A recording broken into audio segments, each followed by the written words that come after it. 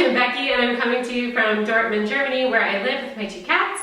I oriented myself in a different way today because it is crazy sunny outside. We've had just days of like horrible gray dreariness, but today it's super sunny and there was like way too much crazy sun happening on my couch where I was the last couple times. Also, I noticed that those podcasts were a bit out of focus, and or maybe I just did one podcast, but I did like another little video. And I think it's because I use Hans, my pet shark. See, he's right here. He's always here for podcast time because I put him in the chair and focus on him. But I think with the couch, it's like so deep that like if I'm here, if he's here, if I move a little bit, then it changes the focus. So, but thank you, Hans. That was a lot of babbling about nothing. So let's get into stuff. First of all, you can find me on social media. I'm in a special mood today, I guess. You can find me on social media as Sopranoknits on Instagram, on Ravelry, on Making Things. Yeah, and also my email is sopranoknits@gmail.com if you ever need to ask me anything. I never mentioned that. But I do have an email newsletter as well that you can sign up for below, and that is where I send out any updates about upcoming patterns. It's where I do all my test knitting calls, and pretty much the only place that I have discounts anymore. I just don't do it on Instagram, so if there is a sale, I do it there. Plus, if you sign up for my newsletter, you get 15% off a pattern of your choice. Sorry, I don't usually talk about that. I'm having some Earl Grey tea today. That's normally what I drink in the afternoon, so it's nice. I brought it back from England. It's Twinings Earl Grey. Oh, because if you didn't see, I was in England. I went to Nottingham. I visited my beloved Hannah, the Corner of Craft. Hi, Hannah! And there's a vlog up on the channel if you guys want to see that. If you don't watch Hannah's channel, you should. She's the Corner of Craft. I think, right, you struck the crafty chat part away, but it is a nice crafty chat, so go check her out. But it was so good to see her. I'll talk a little bit more about that later. Focus. I did make show notes and I'm not sticking to them at all, but really the only sort of admin thing to talk about is that we have a knit-along going on. And it is just called the Sopranoknits Cal, and you can knit any of my patterns that you choose. We're running it on Instagram, so all you have to do to enter is #Sopranoknitscal. And it runs until the end of the year, and then I will pick some winners from there. We have 2 prizes for the Cal so far. One of them is from Ovis Etc., and it is a much coveted mini skein set to make my Doris mitts with. The base yarn you could get from her, or you could get the original that I used, which was the Zelazna wool by Martin's Lab. So there's one of those sets. I know a lot of people message her asking for those. She probably will have them back in the shop soon, but usually don't last long, so that's awesome. And then I have it in plastic, but I'll take it out so you can see it. This is a skein of Color Craze fiber that was sent to me as a giveaway prize quite a while ago. I'm so sorry. I kind of forgot about it. I think it like fell accidentally behind my stash in Frankfurt, and then when I was moving, I was like, it's there. But it's a really beautiful skein, and it's, I think, more than 100 grams. Yeah, it's sock yarn. It's a superwash merino, and it's 5.4 ounces or 615 yards. It's a big skein, so you could probably make 2 pairs of socks out of that, or put it in a bigger project, I don't know. And there's also a little progress keeper, and some stitch markers on there. So those are 2 prizes so far. If anyone would like to donate a prize, sorry for the crinkling, you can definitely get in contact with me and let me know. I'll also be like gifting out some pattern codes and stuff like that. But yeah, you can knit any of my patterns from anywhere. You can get them from Ravelry if you have a publication there, and you can knit them from there. You can knit them over on Making Things. You can do whatever you want. So yeah, I am happy to see a lot of really beautiful projects popping up on Instagram, and if you want to join us, that would be rad. So I'll see you guys over there. That's it for that part. Okay, so I've been doing a lot of knitting actually. My mojo is back, and actually I feel like I have a ton of knitting mojo at the moment, which is awesome. When I went to Nottingham, was that last week? No, 2 weekends ago? 2 weekends ago, I think. I wanted to bring a sock project along, and of course I wanted to knit something in Hannah's yarn. For those of you who don't know, she was showing at the Nottingham Yarn Expo, and I went to be her booth buddy, and she did awesome. It was such a success, yay! But if you want to get some of her yarn, look in her shop this weekend because she's doing a humongous update with what was left. So here's her Chromatic Yarns tag. I was knitting on the Ray of Frost colorway. I cast this on the way, and I actually finished it while I was there. So here's the sock. I should have brought over my sock blockers, but I didn't. So yeah, it's mostly a vanilla sock, but I am doing this cable down the back. And this is an adaptation of the Skedaddle pattern by Lena Gerald. I don't know how to say that, but I'm putting it on the screen. And it's a free pattern on Ravelry. I did my New Jet's heel, and the pattern has a different heel, and I did a different cuff and toe, but I just took the cable from it because I thought it was really pretty, and it was still really quite easy to do. So I finished one, and then the other one, I have a pretty good amount done on that. So yeah, haven't really been working on those much since I got back because I've been working on bigger projects, but it's always good to have a sock on the go, and it's definitely mindless enough because I was knitting it all day in the booth, even though we were really busy. Her and I both got quite a bit of knitting done standing there, because you're talking to people and you're knitting, and then that's just how that went. It was great. So then those are those. I feel like I'm like rushing. I don't know what my deal is today. I just feel weird. So the next project is one that you've seen before. It is my shawl design that I'm doing, and it is currently on hold because I'm gonna run out of yarn. Blah. So it's a shawl that I'm designing out of Knitcraft and Knittery's beautiful natural merino base. And I'm gonna try to show it to you in the portions that it's in now. Oh, I'm sort of in the middle of a row, in the middle of a short row, because I was really running out. So this is kind of tough to show, but here is one end of it, and then I sort of have what I'm calling a wing. You can't really see it, I'm sorry. I didn't really look in this bag and remember where I was before I did this. So that's one half, because you knit it in 2 pieces. And the reason that I ran out of yarn, because I did swatch, and actually I don't think I've showed you guys my swatch. It's a bit of a mess, because it has a lot of tails I didn't weave in. But this is the basic shape that I'm going for. But it wasn't only the shape, it was the direction of the stripes and everything. And I made a mini swatch, and I tried a couple different things, and this one worked. I mean, it turned into the shape that I want. And then when I got it on the needles and I was knitting the big version, the ratio of short row turns that gave me the results I wanted here didn't work in the big one. So I knit all of the short rows, which took a long time, just to realize that that section wasn't gonna work. So I had to rip it all out and try something again, and luckily I had a pretty good idea that the second option would work out. It did, but it used a lot more yarn.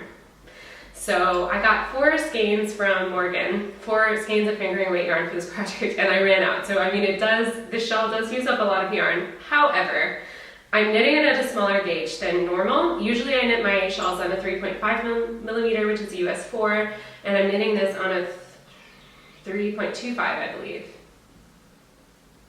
Yeah, which is what, the US 2.5? I'm not sure what that is in US. But I'm knitting it at a tighter gauge, and anyway, it just happened. I think I'm gonna be about 30 grams short, I think. So anyway, Morgan is sending me more yarn, but she's in the US now, and I'm going home for Christmas. So I told her, look, no rush, just send it to my parents' address in the US, because then we don't have to worry about international shipping, which is expensive and a nightmare with customs and all that kind of stuff. So I can wait a month until I'm home and I'll get the yarn there. So that's how that worked. But I do realize that having more than a 4 skein fingering weight shawl is a lot. And I'm going to, when I write up the pattern, I'm going to adapt it to fit within 4 skeins, and I'm going to include information for you guys to sort of weigh as you go and figure out how big to make it, because the size that you make it is super, super, super customizable and adjustable. So I'm going to put that info in the pattern so that hopefully you guys can use as much yarn as possible without running out. That is the goal. So even though I ran out, it was because my swatch lied to me about the proportions, and I just couldn't have seen that coming, and it wasn't worth ripping out like so much work, right? Already like probably 2.5 skeins I had knitted to it. So anyway, it's going to be adjustable size-wise, and then you can also make it bigger because I use 2 skeins of each color, but you know, you can do whatever you want. You could do a single color shawl, you could do a faded shawl, you could do whatever, crazy color. So anyway, that's how that's going. This is the other half, and I do have a little bit more yarn for this that I can continue to knit on. This one you can see a bit better, but you can see it's huge, but that's what I wanted. But I do have a bit left, but I decided that I'm going to hold off because I'll bring this project with me to the States when I go, and then I can work on it on the plane, and the yarn should be there when I arrive. And it's also a really relaxing, chill knit, so it'll be a good thing to do when I'm tired and jet lagged on Christmas Day. And yeah, I don't have to think about it very much at all. So yeah, so that was a lot of information, but that's where that is. It's sort of on hold. So I won't be looking for testers for that until the new year because I will have to finish mine first. But it's a lighter weight shawl, so I figured there's kind of no rush other than I want it because it's going to be awesome, I hope. Okay, so moving on to more designs. I have a new hat on the needles, and I just cast this on a couple of days ago, but I'm pretty far on it. And this is also a design. It's a hat that I'm designing for a friend of mine who is a very unique person to design a hat for. He was one of my colleagues in Mainz and has become a really, really close friend of mine. And I remember the first time I was in sort of our canteen cafeteria thing in the Opera House, and he came over and asked me about my knitting, and I gave him an answer that we give muggles, or people who don't knit, right? And then he was like, no, it's okay, you can talk Ravelry to me. And I was like, what? Turns out that his ex-wife is a really prolific knitter, and he has a lot of like crazy sweaters and like intarsia crazy stuff that she knit for him. But he wanted a hat, and was kind of like really almost annoyingly specific about what he wanted. And I was just like, maybe you should learn to knit and knit your own hat. No, I'm just kidding. The main thing that he wanted was a super long double brim. His complaint, you know, because people complain about their exes, right? So it's kind of funny to hear him like complaining about his ex's like knitting. I don't know, it's funny, but he claims that he doesn't have any hats that are long enough to cover his ears and really like keep him warm. So look at the brim on this hat. It's really long. He went to the costume department and had them measure his head, so I have his head circumference. Because I made I had like measured him myself last time I saw him, which was before I moved, and then like I lost that piece of paper somewhere. But he also sent me a picture of like holding up a ruler next to his ear. So I have his ear height. So this is really like, it's gonna be high enough to really cover his ear, but it was a ton of ribbing. So that he can fold it up, and it's super squishy and beautiful. And this yarn, I left the tag over there, 1 moment. Oh my gosh, kind of a mess today. The tag is Studio Donegal, soft Donegal, and it is really soft and really squishy. It's a yarn from Ireland. What else can I tell you about this? I don't know, it's about, excuse me, it's 190 meters to 100 grams, so it's sort of like a worsted weight, I guess. It's 100% merino, and I believe it's not superwash. I hope so, because it says like to gently hand wash it and stuff. But it's very, very soft and very, very tweedy and beautiful. I got this yarn, I had more than one ball of it, thank goodness, because it's such a big cat, from a swap that we did at the Making Stories sort of party event thing this summer. And yeah, I think I got it from Sarah, who's stricken with science. Hi Sarah, if you're there. She used to live in Berlin, she's also American, and now she lives in Chicago. Awesome. But anyway, it's got some cable-y, texture-y goodness, and I am super happy with how this looks actually, and I'm really jealous. I want it for myself. But it's a bit too big for me, but it's so squishy and it's gonna be really warm. So yeah, I'm working on that, but I will write up the pattern. But I wanted to get started on it because I'm going to Frankfurt tomorrow. I have to get my passport renewed, so I'm gonna go to the consulate there. But I'm also going to Mainz over the weekend because this friend of mine is conducting a premiere. And some of my chorus peeps had solos and stuff, so I'm gonna go for a visit, and I guess after like the show, I can try his hat on and make sure it fits and everything, but it should. So yeah, that's that. The last thing I'm working on, I debated whether or not I was going to show you guys this or not, but I think I'm too excited. So I think I'm going to, or I am going to. I'm designing my first sweater. It is terrifying, but exciting. So I'm very distracted because like, I don't know if you can see me, but one of my neighbors, he's like across the street from me, is out on his balcony and staring in this direction, and I'm like, he can probably see in here and see that I'm talking to a camera. Stop staring at me. Okay, he's going away. I get so self-conscious. Okay, but I know like other podcasters do. I just like hear them freak out, like if they hear a neighbor walk by or something. So anyway, I'm designing my first sweater. I'm really excited about it. I've had the yarn for quite a while, and I was just super intimidated, basically. And it is kind of intimidating. I mean, it's a lot of math and figuring stuff out, and I mean, I've been looking at a lot of resources, but in the end, you have to make it, you have to adjust everything anyway to make it really what you want it to be, if you do really want it custom, which of course I do.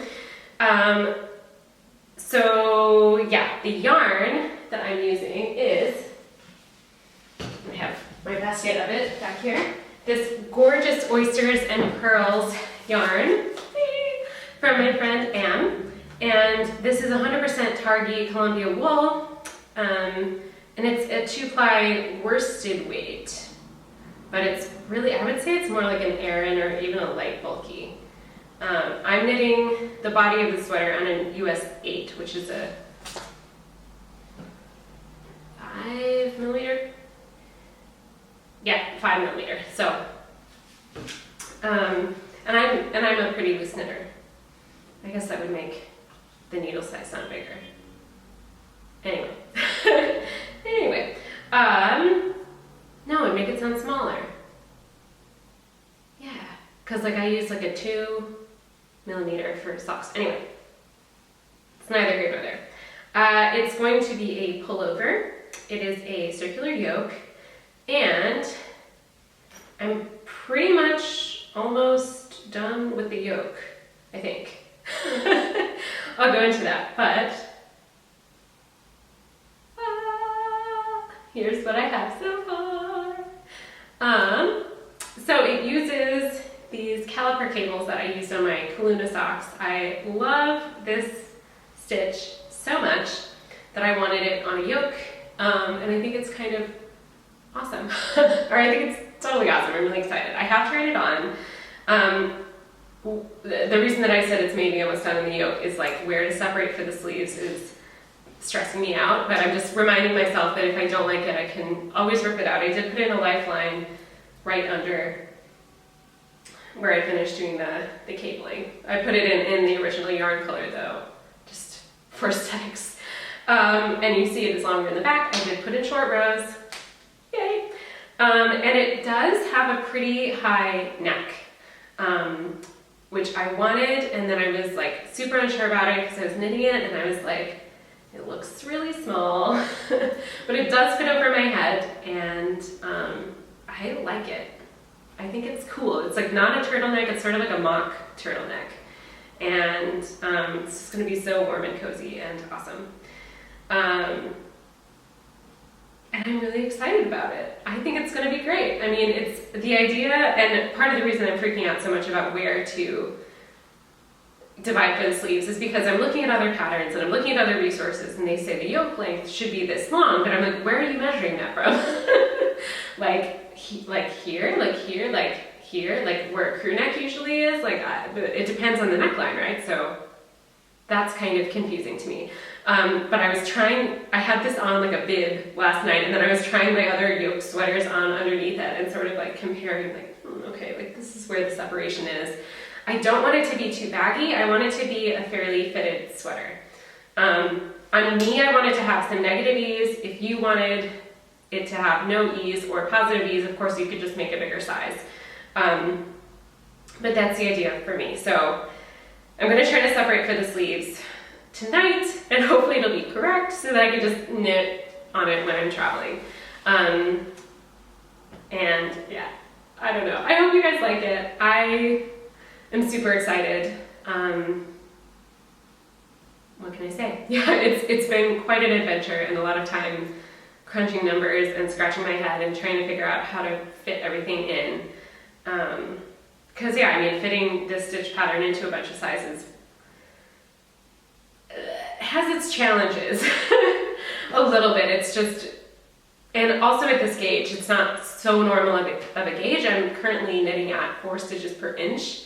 So at that kind of, yeah, I mean, I think at a tighter gauge, maybe I should have started with a fingering weight sweater, something like that, because then you have a little bit more flexibility, I think, to change things around. But the good thing about doing this is that if I do have to frog, it's a faster knit anyway. I love the yarn so much. I did block the yoke, and it softens up a lot after you block it. And not that it was rough to begin with, it's really, really lovely. So I don't know when that will be ready for testing or anything like that. Please don't ask. Yeah, because I don't know. But you can sign up to my email newsletter if you would be interested in testing that. I do know that once I have it worked out for myself, I have been doing the math for all the sizes all along. But once I have my sweater the way that I want it, and you know, I've kind of graded it out, I'm going to send it to my tech editor first and have her go through it. And I'm not sure if she offers sweater grading. I know some tech editors do, and I want to do my own sweater grading. It's important for me to understand that. That's a personal choice. But if she doesn't, I might find someone who does, because I want somebody to look at it with that eye of like, this is a beginner sweater grader, and make sure that it looks okay, or if she has suggestions. Because I do have some specific questions about, like I have some like funky increases that only 2 places in the pattern where I had to do a totally different increase ratio for every different size because of how the stitch counts were working out. Because I had to get to the final bust measurement that I want for all the sizes, which is obviously what you're shooting for, and then I also had to fit in the stitch counts for the pattern. Does that make sense? I think so. So anyway, I want to really make sure that that's been looked over and gone through before I send it to testers, and then I'll get it tech edited again after that process before it gets published, because I really do not want to send it out to anyone who's going to have major issues with it. I mean, of course, testing is still going to happen, of course, but and it's never perfect when it goes through testing, right? And that's an important process. But I just mean, like, you know, I don't want there to be major errors and people having to frog sweaters and like, no. So I'm going to be super, super cautious with my first one. But I'm excited. But yeah, just in general, like, it's good that all my designs that are on the needles I feel really good about, and I have to be honest with you, I don't always feel that way. Not because I don't like the designs, I don't know, I think that sometimes I just like hold all of this like insecurity and stress that it's not going to be perfect, or people are, it's not so much about other people liking it even, it's just, I don't know, I think it's more about the expectations that I put on myself, and I don't really know where I'm going with that, but now I'm getting weird light here anyway. I'm just feeling really good about all three of these projects, and I want to work on them, and I don't know, I just feel like they're really me, and they're all working out in the way that I imagine them, and that doesn't always happen, and that just feels really good. So, yay. We will talk a little bit about stash. But it's not all yarn. Actually, only a little bit of it is yarn. One thing I did want to talk about, which kind of goes into designing, well, definitely does go into designing. I forgot to talk about this last time. I don't know how, I just did. Jules is out. Now it's out before it was just available for pre-order. And this is the newest book in the European Nature series from Making Stories, and I have a design in it. Yay! Let me find.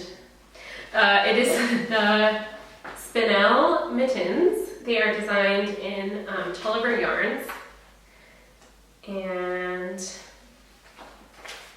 yeah, there's some more pictures of them.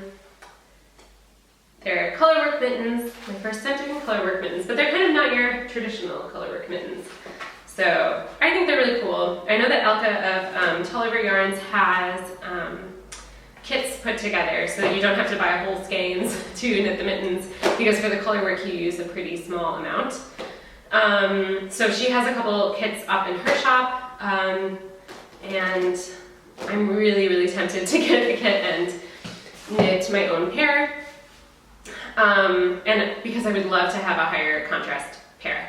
The colors chosen for the book are a bit lower contrast. I should have found my swatch to show you guys.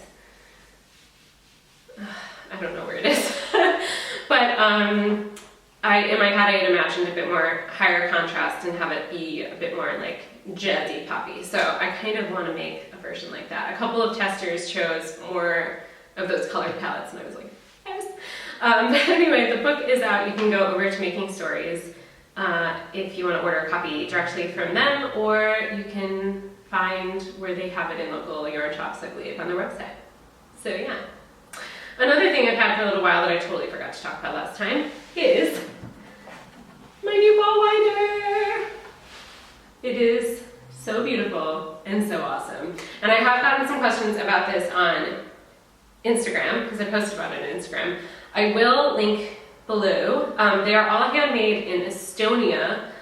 It's called like Ulux Handicrafts. And the website is like a blog, some sort of antiquated blog website. And they do the orders via email. And I will tell you, first of all, I don't have any complaints about this product. It's totally beautiful. It's handmade. It makes me really happy every time I use it.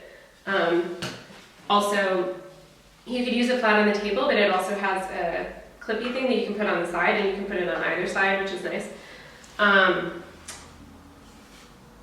But I ordered this for my birthday in March, and via email, and I emailed them, and she said, oh yeah, like we can get it to you already this spring. We don't have like a big waiting time right now. And I was like, awesome. And she said, well, I'll email you when it's ready. I didn't hear anything. And then it was like the end of June, beginning of July. I emailed again, and I just said like, hey, just wondering what's going on with my ball winder. And she said like, oh, it's taking a bit longer, but we can get it to you by the end of the month of July, I think. So I said, okay, great. I'll email you when it's ready. More time goes by, and I ended up getting in touch with her again. I don't remember exactly when, but long story short, I got this in October. So, I was frustrated about that, but when it came in the mail, like all of that melted away, because I was just like, it's perfect, it's beautiful, it's wonderful, it was so worth the wait. And it really wasn't the waiting that bothered me. I guess it was just that they weren't very transparent about how long it would take. And anyway, so that's my only but, and I'm just saying that not to at all bash them. I mean, it's like a husband and wife team, and the husband makes them all by hand in their like garage or something. But just to say, like, if you wanted to get it for a gift or something like that just like plan a lot more time than you expect or than they expect, because it might not be right. But it's really beautiful, and I love it. And I really think that for the quality, it's super reasonably priced. I believe they are 77 euros plus shipping. And the shipping wasn't that cheap, so I think when it was all said and done, it was 90 some euros for me in Germany. If you're in the US or something, shipping probably costs more. I don't know. But a lot of the handmade wooden ones I've seen go for like $200-300. So I think it's a deal. So I did want to talk about that, and I highly recommend it. I mean, yes, it is an expensive ball winder, right? Like I had a plastic one that I bought on Amazon before. But you know, I think knitting is like a fixture in my life. I think it's here to stay. So it was fine for me to really invest in something that's gonna last a lifetime, and especially something that's handmade just is so nice. And I like that it's local to me here in Europe too, because I think most of the other ones I'm aware of are in the US, so it's greener to buy local. Yes. Okay, I have a lot to talk about in this section. I feel like this podcast is long. I've been talking for like half an hour. But I just have a lot of exciting stuff going on. I received this in the mail. This is from my friend Hannah-Lisa Haverkamp, who is HLH Designs, and I applied to be a beta tester for her new Essentials toolkit. So here it is, and it was cool. I got to review it and then let her know what I think about it before she sends it out into the world to you guys, or for you guys to purchase. And I think this was a really good idea, and a really responsible idea. I mean, obviously it's costing money for her to ship these out for free, but I think it was awesome that she really wants to know like how it holds up, and wanted us to be honest about it. And I will be honest about everything that I think about this with you guys as well. The first thing I noticed was that it has a snap on here, and that I couldn't get it open. I mean, I still can't. And the fabric, which is a wool batting, which has held up really well in every other sense, but it came right off when I took it out of the mail. I told her about that. She knows about this issue, and she's coming up with a button situation, I think, which would be better. I mean, I'm still kind of using it as a button. I just kind of shove it under the snap, and it does stay closed. So I'll show you what's in here. The first thing is a ruler and needle gauge in inches and centimeters, which is great. So it is 4 inches or 10 centimeters. Totally awesome. And it's wood that was laser cut, and it smells so good. I told her like that's my favorite thing is the wood smell. Also made out of the same wood, there's a little, I think she calls it a bucket, a stitch marker bucket. There are these tiny little wooden stitch markers. These are going to be hard to show you. especially with the lack of autofocus. How am I gonna do this? There are different shapes. So this one's a triangle. I have no idea if you can see that. My camera's too far away. But there's a triangle, there's a square. I'll try to pop in, if you can't see it, I'll pop in the photo that I put on Instagram. A lot of them are in use right now. A lot of them are on my hat, but they come in this little pouch. And they really, I was kind of thinking they wouldn't stay in here so well. I mean, obviously they come out, but they sort of stay and stick in there because the wool's kind of grabby.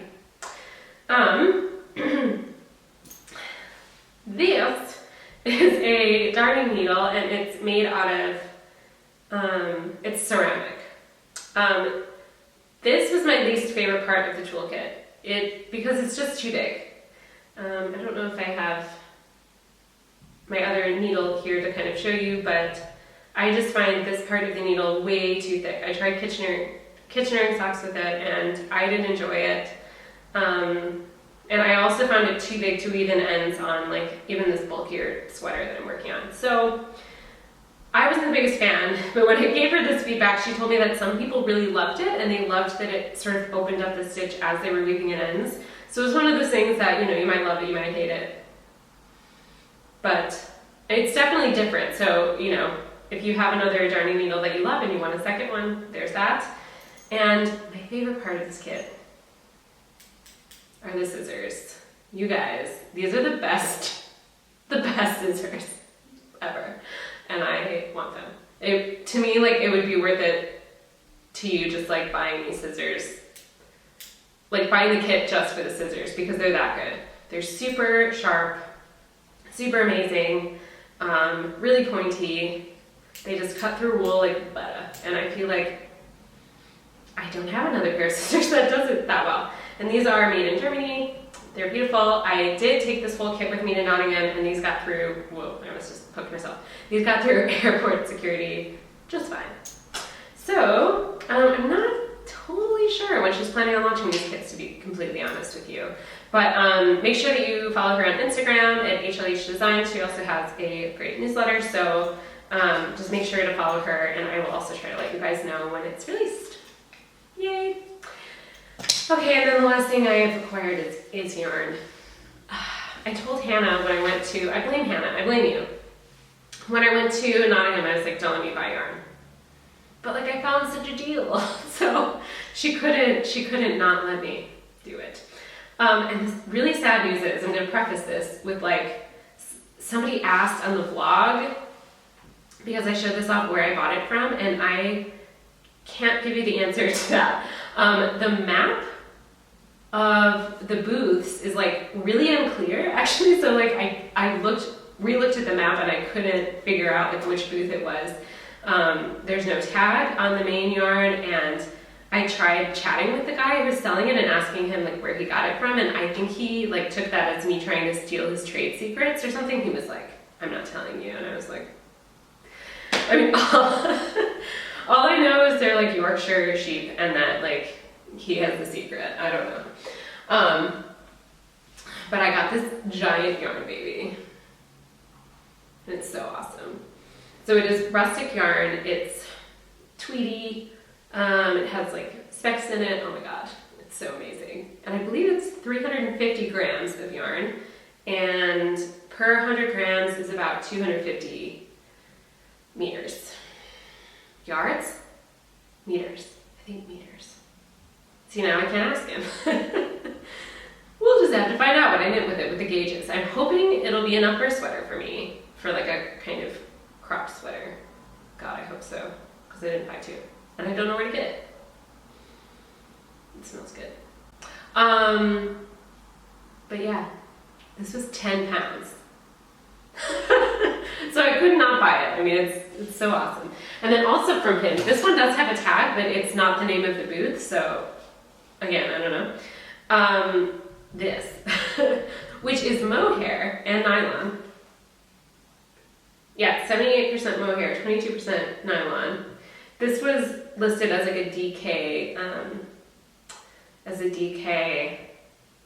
mohair, because it has 200 meters per 100 grams. Maybe I should have bought two of these as well. I don't know. But it says knitglobal.com on it. I don't know. But it's like really hairy. It's more hairy than normal mohair. And I have plans for this guy that I will probably not get to anytime soon. But that's it. That's what I bought. And yes, I shouldn't have bought yarn, but I kind of have no regrets. I mean, I think that those are two really like unique, great, really cheap purchases. I mean, I spent 13 pounds. It's really not that bad. So, yes. So I'm looking at my list, what else to talk about. That's pretty much it. Oh, also in terms of publications, my Kaluna socks are being included in the first issue of Yarn People, which is an e-zine that is really, really cool project. I really encourage you guys to go check out their Instagram and just check out more about the issue. It's all about like inclusivity in the knitting world, and it's super, super awesome. And a lot of people are a part of it that I'm like kind of nervous to be put next to, like Françoise Danois, who's Araha Knits, and Julie Knits in Paris, and the Sopranoknits and stuff, and I'm just kind of like, hey, I'm also in here. It's kind of weird, but awesome. So you guys can go and check that out if you would like to. And that is really it for the knitting. But just so you guys know, since my last podcast, you probably saw this if you're subscribed, because it will show up in your subscription feed. But I published three videos in the interim. One was about why I'm a Making Things designer, because there's been a lot of discussion about that. So if you want to hear from my perspective, you can go over there. One is the Nottingham Expo vlog, which is a lot of me and Hannah being ridiculous. And then the last one is an apartment tour. Because I asked you guys last time if you would be interested in that, and a lot of you said that you would be. So if you want to have a snoop around, that is up on the channel for your viewing pleasure. And one more thing, just kind of tying into the Making Things thing, a little update. I can't really give you an answer yet about how it compares sort of like income-wise compared to my normal Ravelry stuff, because it's not the end of the month yet, and I won't get that financial information until then. But what is really cool is that earlier this week they sent us a list of how many people are working on our patterns. So it had every pattern listed, and then it said, here are the people that have worked on these patterns in the last 7 days and in the last 30 days. The app hasn't been there for the whole last 30 days, but since the beginning of the month. And it's super interesting, and a lot more people are knitting my patterns than I thought. And I don't know, to me it feels like it has to be more than normal. Although I guess, you don't know. Like I never know who is knitting my patterns on Ravelry, and then just never post about it, although I kind of do because I know how much I sell, and I feel like I don't sell that much, so I don't know. I'm really intrigued to see what will happen. For example, I think 38 people were knitting the Applewood knits, which was my new pattern that so far is just released on Making Things December 1st. I'll put it on Ravelry. But I was like, 38 people? That's so many people. And where are you people? Join the knit along. I mean, put it on Instagram. I don't know. But anyway, that kind of blew my mind. So I'm super curious to see what happens and how that goes. So there's that. Anyway, yeah, I don't know, what else can I say? I'm going to Frankfurt this weekend, like I mentioned, and I'm really excited about that because Frankfurt's kind of home. I'm feeling more settled here in Dortmund, and I'm getting to know my colleagues better, and that's really nice.